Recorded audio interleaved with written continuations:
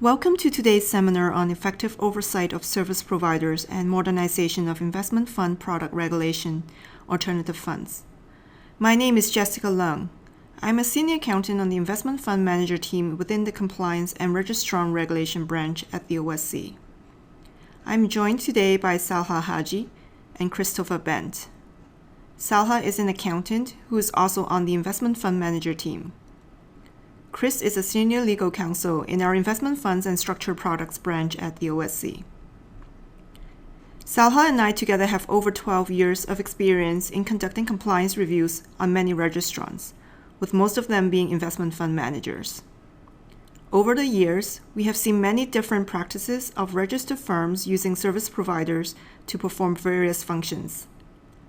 We have seen varying degree of oversight procedures performed by registered firms.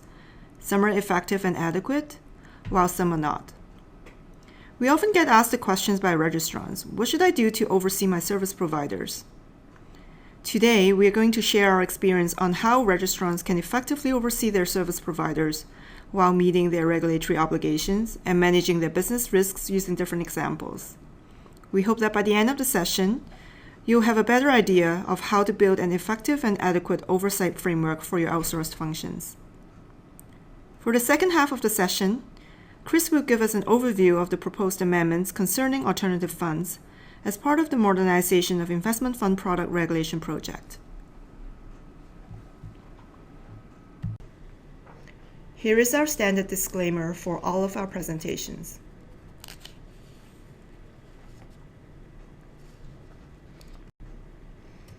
Here's the agenda for today. For our first topic of effective oversight, I'll first give a brief introduction. Then I'll go through some high-level guiding principles that firms should consider when they're deciding whether to outsource a particular function to a service provider or not, and also things to consider in selecting a service provider and in managing the risk of outsourcing. Then we'll go into more details on some of the most commonly outsourced functions and provide some examples on how firms can oversee these outsourced functions. We'll cover fund accounting, trust accounting, transfer agency, portfolio management, and other types of service providers. We will also go through things that firms should consider when they are using an affiliated service provider. Last, we'll provide you with some additional resources for your future reference. We will then pass on to Chris for the second topic of the session, modernization of investment fund product regulation. We kindly ask that you send in your questions through the course of the presentation, and we will have some time at the end of the session to address those questions. Effective oversight of service providers. Many registered firms choose to outsource certain functions to a service provider, either an affiliated entity or a third party, as a way to allow the firms to focus on their core competencies and provide their services in a cost-effective manner. As you all know, National Instrument 31103 requires a registered firm to establish, maintain, and apply policies and procedures to ensure that the firm and its individuals are in compliance with securities law, and that the firm is managing its business risks in a prudent manner. When a registered firm chooses to outsource, the firm is ultimately responsible and accountable for the outsourced functions under securities laws. As a result, it is very important that registered firm must have a system of controls for monitoring service providers to meet their regulatory obligation. As mentioned, registered firms are required to manage their business risks in a prudent manner. I will start by highlighting some of the key things that registered firms should consider before they even hire a service provider. We think that managing the risk of outsourcing to your business should start from the very beginning of the process. Prior to outsourcing any activities, registered firms should establish specific policies and criteria for making decisions about outsourcing.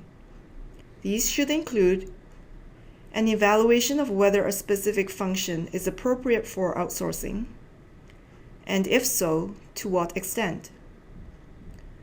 This can involve a cost and benefit analysis, identifying the firm's core competencies, and an assessment of the ability of the firm to effectively oversee their service provider's activities. Once the decision to outsource is made, registrants should make sure that they develop a risk management framework, considering the scope and importance of the outsourced function, potential impact in the event of a service provider failure, regulatory status of the service provider, and how well your service provider controls and manages its own risks.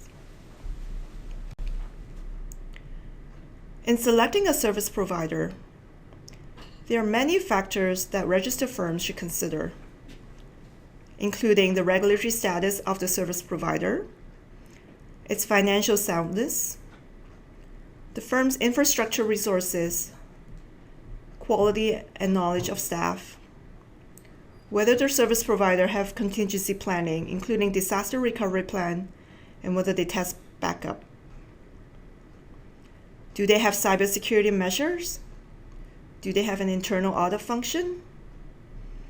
And do they obtain a report on controls by external auditors? It is very important for registered firms to perform appropriate due diligence prior to hiring any service providers.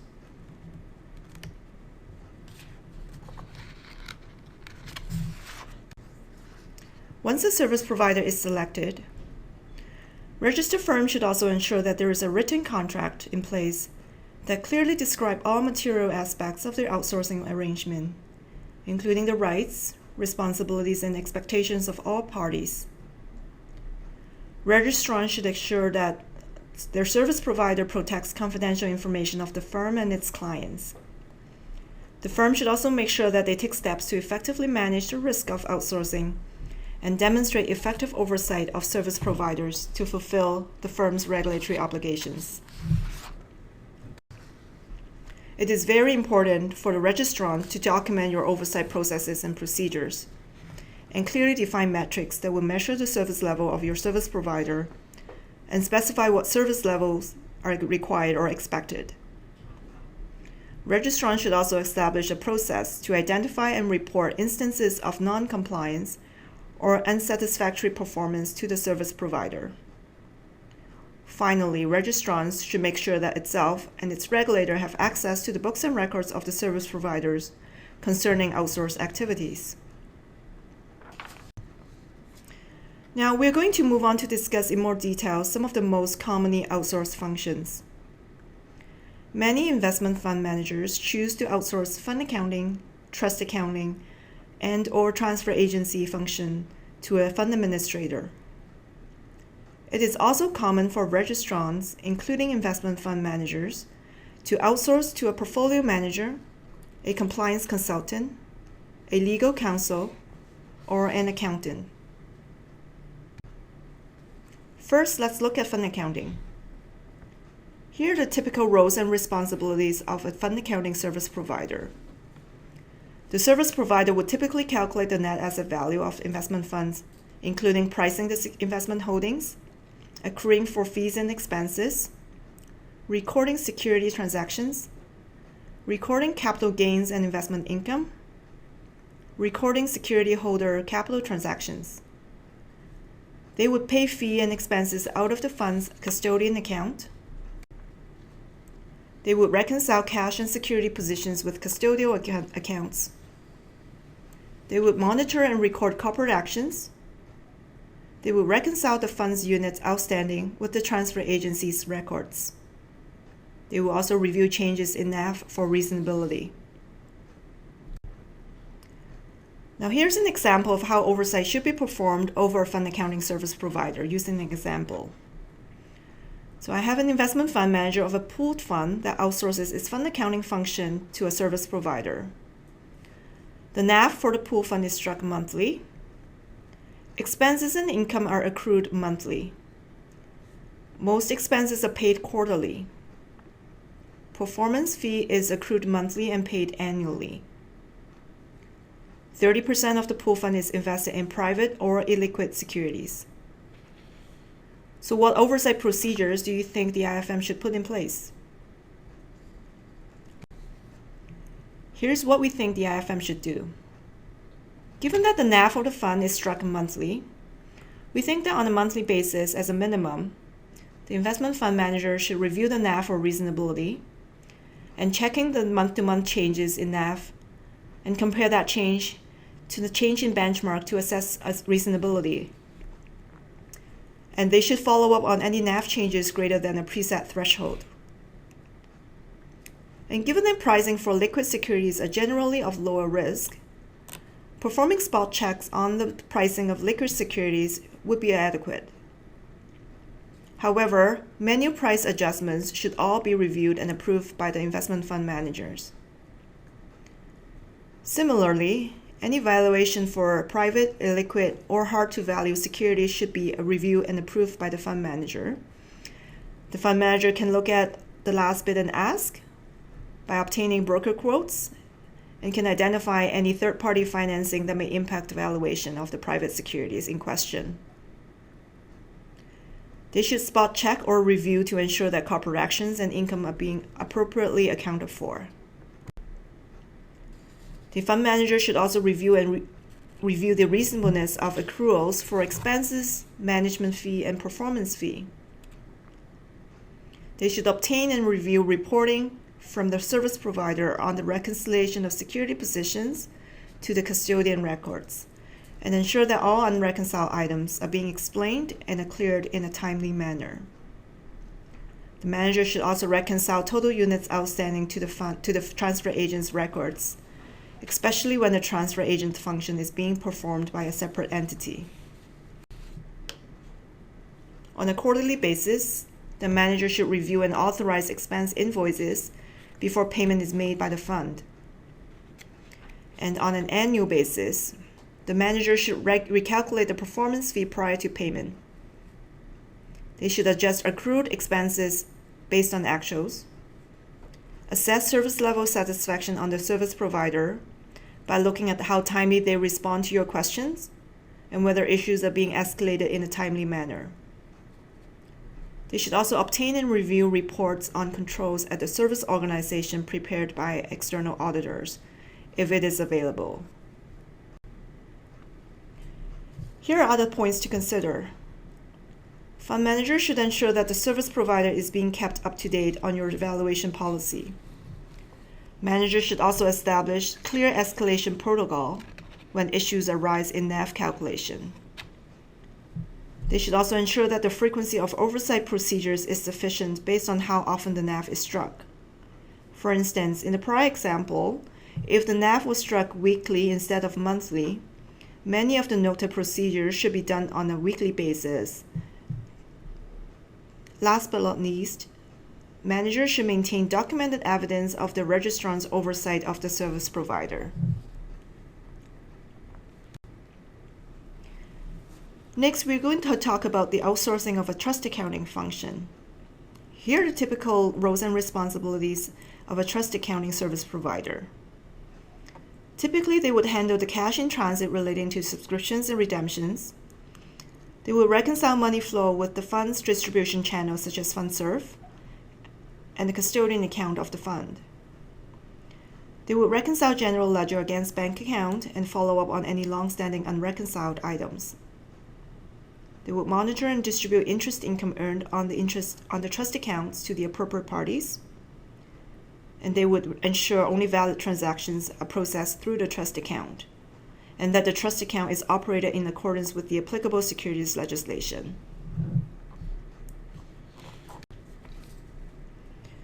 Here are some examples of oversight procedures over your trust account service provider. Investment fund managers should take steps to ensure that the trust account is compliant with the applicable legislation. For example, that it is a designated trust account in accordance with Section 14.6 of National Instrument 31103 and Part 11 of National Instrument 81102 if applicable. To achieve that, investment fund manager can review transactions on a sample basis to confirm that the trust account is in compliance. Managers should also periodically review trust account reconciliations to ensure that they are done timely and properly, and that any unusual or long-standing items are followed up properly. Investment fund managers should also understand how interest income is being allocated in the trust account, and that they should review the allocation if the amount is material. They should establish a clear escalation protocol when issues arise. They should obtain and review reports on controls at the service organization prepared by external auditors, if available. Now I'm going to pass on the next half of the session to Salha for the next part of the presentation.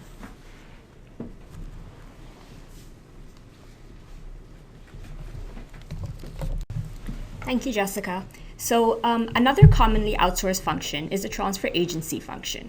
Here's a list of some of the services that the transfer agent is responsible for: keeping a register of security holders, processing subscriptions and redemptions, reconciling trades with different distribution channels, processing distributions and changes in non-financial information for security holders, monitoring short-term trading, identifying and monitoring for dormant accounts, mailing notices and communications to investors, and in instances where the IFM is also the dealer of record, the transfer agent may also be responsible for issuing trade confirms and client account statements, as well as preparing tax reporting for investors.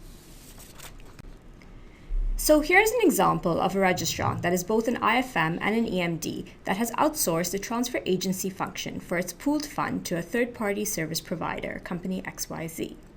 The pooled fund allows for subscriptions and redemptions on a monthly basis. Trades can be sent by third-party dealers to the transfer agent through FundServe or directly via mail and email. The registrant also distributes the fund directly using its EMD registration and has outsourced its client reporting obligations, such as sending out client account statements and trade confirms to the transfer agent.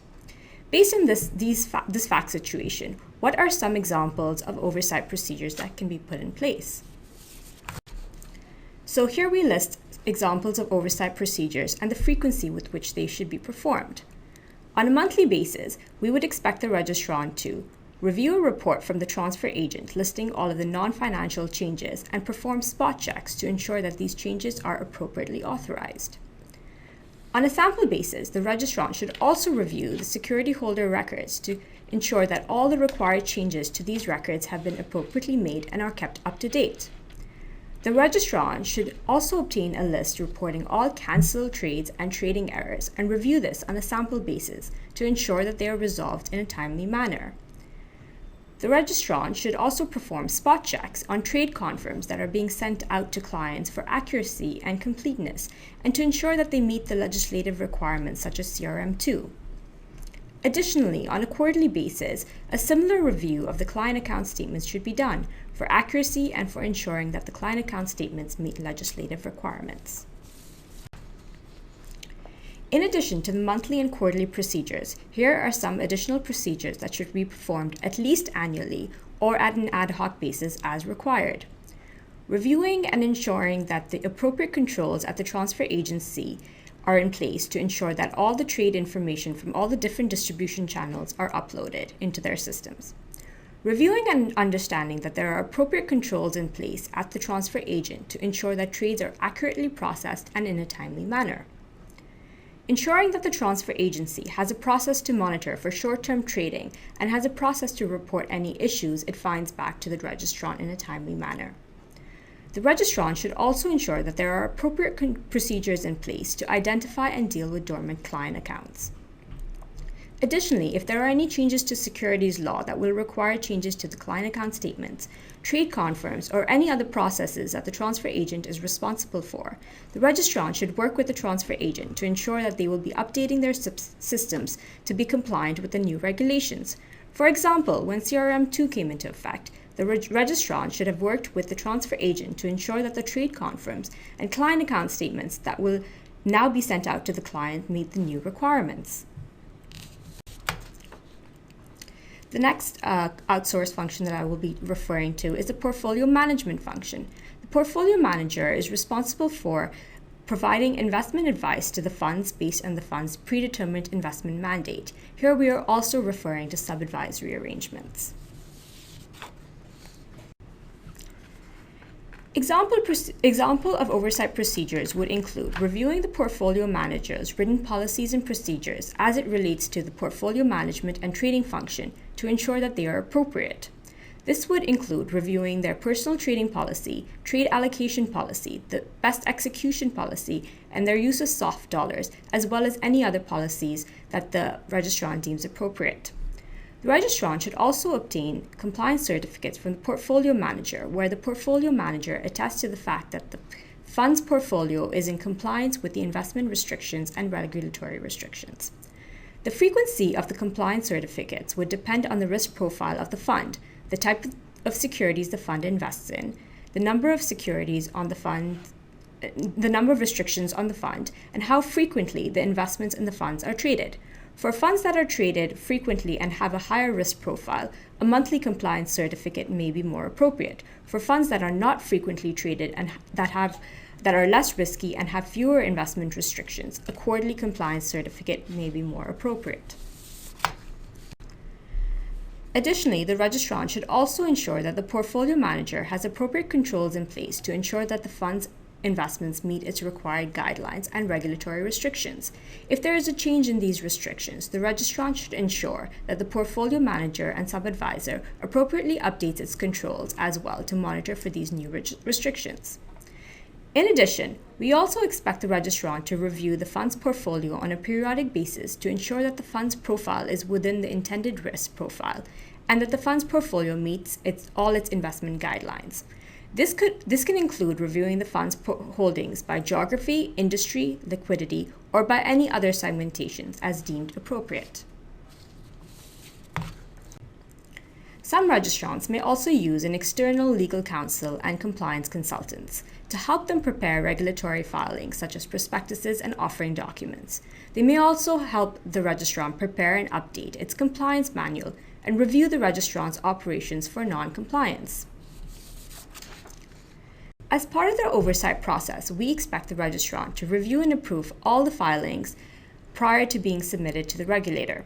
Additionally, where the compliance consultant or legal counsel helps the registrant prepare its compliance manual, we expect the registrant to review the manual to ensure that the policies and procedures have been tailored to the registrant's specific business. A registrant may also choose to outsource the preparation of its financial statements and excess working capital calculations to accountants and bookkeepers. Here we are not referring to external auditors.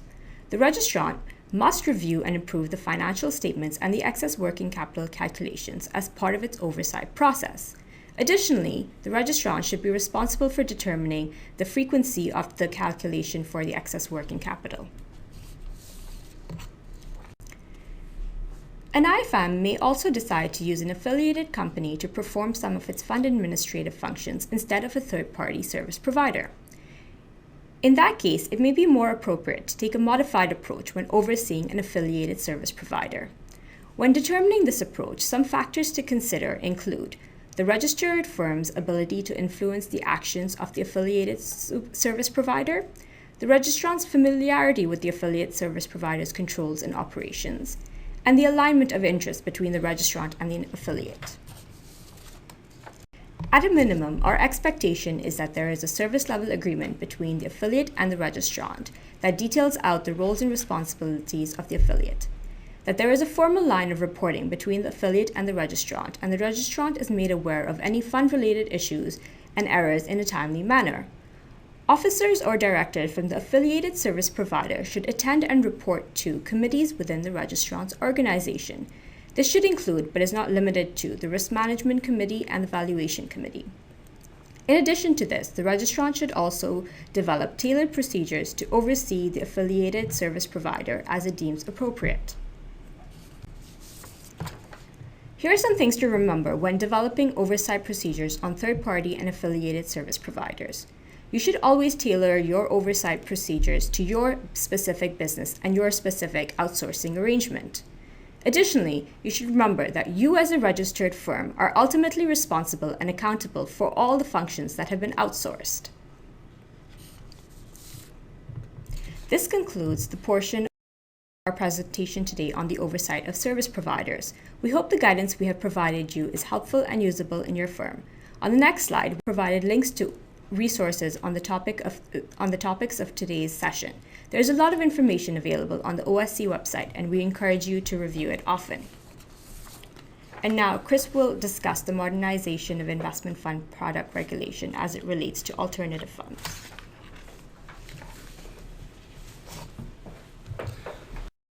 Thank you.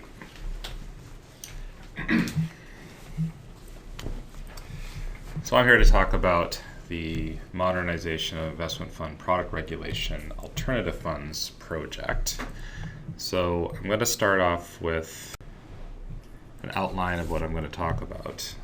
Essentially, I'm going to start off with just a little bit of the project background, as this portion actually represents a segment of a larger project. And then I'm going to do a brief recap of the amendments that were proposed. And then I'm going to follow that up with a brief discussion about some of the comments that we received to this point and the next steps in the project. So in terms of the background, as I mentioned, this is actually the final stage of a larger investment fund modernization project. The prior steps in the project were focused on codification of routine exemptive relief that had been granted to mutual funds. And the second stage was focused on the integration of non-redeemable investment funds into the NI 81-102 regime with core investment restrictions and certain operational requirements. And both of those phases are now fully in force.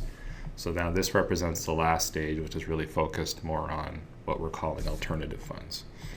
So the proposals were published for a 90-day comment period on September 22nd, and the comment period ended at the end of December. We received numerous comments, which we'll get into later on, but as part of our proposals, we also published several consultation questions seeking feedback on particular aspects of the proposals. So the first stage of this proposal involves the repeal of National Instrument 81-104. Now, NI 81-104 is actually the rule that governs commodity pools, and commodity pools are essentially going to be the entities that will be called alternative funds under this rule. So the idea is that we're going to repeal 81-104 and roll the applicable provisions into 81-102. The idea there is that it furthers the goal of having all of the applicable investment fund operational restrictions consolidated within NI 81-102. So it's kind of one place to look to understand what your operational obligations are as a fund manager. And then in terms of the amendments themselves, as you can see here, there's charts kind of outlining sort of the current restriction and what's being proposed. And they're broken down by type of fund. So as you'll see here, we've got commodity pool alternative funds, because commodity pools are going to be renamed alternative funds under this proposal. NRIS represents non-redeemable investment funds. And then conventional mutual funds for these purposes are your more straightforward open-ended mutual funds. So sort of the first major proposal we've got is in regards to concentration limits. And as you can see here, for commodity pools, alternative funds, the proposal is to double the current restriction from 10% of NAV to 20%. Non-redeemable funds are going to also have a 20% concentration restriction, which represents a change from today where there currently isn't a restriction. And we're not proposing any change for what we're calling conventional funds. Next is investment in physical commodities. Commodity pools are already permitted to invest in physical commodities directly or indirectly, so we're not proposing any change in that respect. Same with non-redeemable funds. With conventional mutual funds, we are going to propose a slight change in the current restrictions, or we have proposed rather, in the sense that we're going to expand the realm of precious metals that conventional funds will be able to invest in. Particularly, it'll be expanded from gold to gold, silver, platinum, and palladium. And there'll also be with a combined 10% of NAV, but with an exception for funds that are designated as precious metals funds, and they'll be permitted to invest 100% in those metals. And with respect to illiquid assets, as you can see where the current restriction is, we're not proposing to change the current restrictions applicable to alternative funds, commodity pools, or conventional funds. The biggest change here will be with respect to non-redeemable funds, which will now, at least under this proposal, where we'll be introducing a cap of 20% of NAV at the time of purchase with a 25% hard cap, meaning that if they exceed 25% of NAV in illiquid assets, that's the point at which they actually have to start reducing their position. Now, with fund-to-fund investing, we're not proposing any significant changes here. The biggest change is again, mostly for commodity pools and conventional funds. It really is about commodity pools will be able to invest in any reporting issuer that's subject to 81-102, whether that's another commodity pool, or non-redeemable investment fund, or a conventional fund. Conventional funds will be allowed to also invest in any other mutual fund that is subject to 81-102, another reporting issuer in Canada. As well, they'll be permitted up to 10% of the net assets in alternative funds or non-redeemable funds, so that's collectively, provided they are both subject to NI 81-102. Another big change here is for cash borrowing. So currently commodity pools are not permitted to borrow cash. We're proposing to allow them to borrow up to 50% of their NAV for cash borrowing for investment purposes, subject to certain conditions which are set out in the proposals concerning the types of entities they may borrow from and certain other conditions. Non-redeemable funds will also be subject to a similar restriction, and we're not proposing to introduce any cash borrowing provisions for conventional funds. Moving on to short selling. Again, currently, commodity pools have the same short selling restrictions as conventional funds. We're proposing to change that for alternative funds.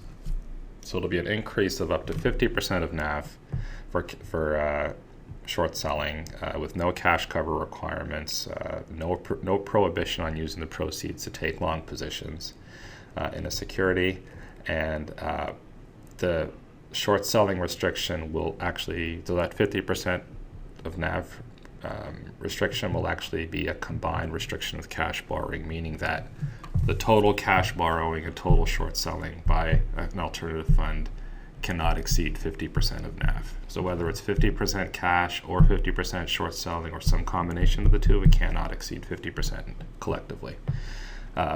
Non-redeemable funds will be subject to the same restriction, and we're not proposing to change the current restrictions for conventional funds.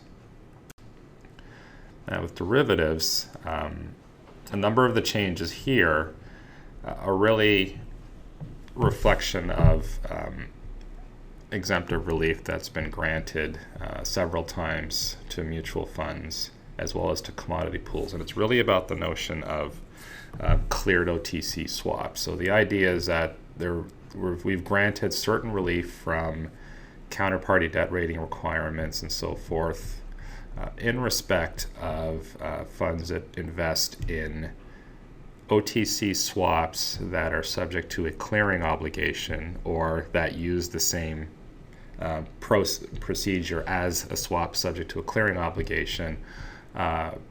It really is in response to the Dodd-Frank legislation in the United States and similar legislation in Europe. So this was an attempt to harmonize the Canadian requirements with that. So that's, again, what is being proposed there. So not a significant change because a number of funds already have this relief, but this was really just an attempt to codify it. And taking the next step with leverage, currently mutual funds are not allowed to achieve leverage either directly or synthetically. That's not going to change. But for commodity pools,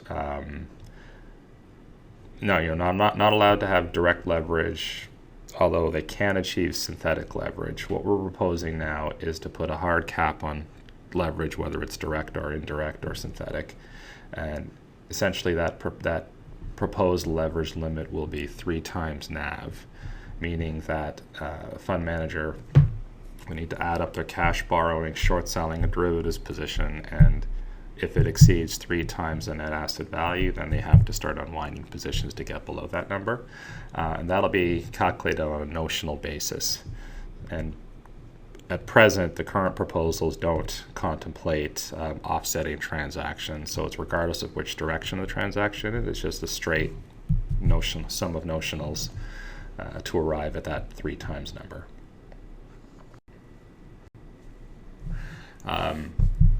So then that represents kind of the changes that are being made or proposed for National Instrument 81-102, but there's also some other follow-up changes that are going to affect other instruments, including some minor changes to the financial statement disclosure requirements in National Instrument 81-106, mainly for commodity pools, alternative funds. There's no change proposed for conventional funds, but for commodity pools, we're essentially taking a requirement that currently exists in 81-104 to describe in the financial statements the actual experience with leverage and minimum and maximum leverage, so on. That's going to be transposed into 81-106, which is actually the financial statement disclosure rule, and it will be also the disclosure requirement will be based on the proposed 81-102 calculation methodology to describe the actual leverage position. And again, no change for conventional funds. Non-redeemable investment funds will now also have a similar disclosure requirement, whereas currently they don't have one. Another change being proposed is with the form of prospectus. So currently, alternative funds or commodity pools currently have to use the long form prospectus and delivery within 2 days of a trade.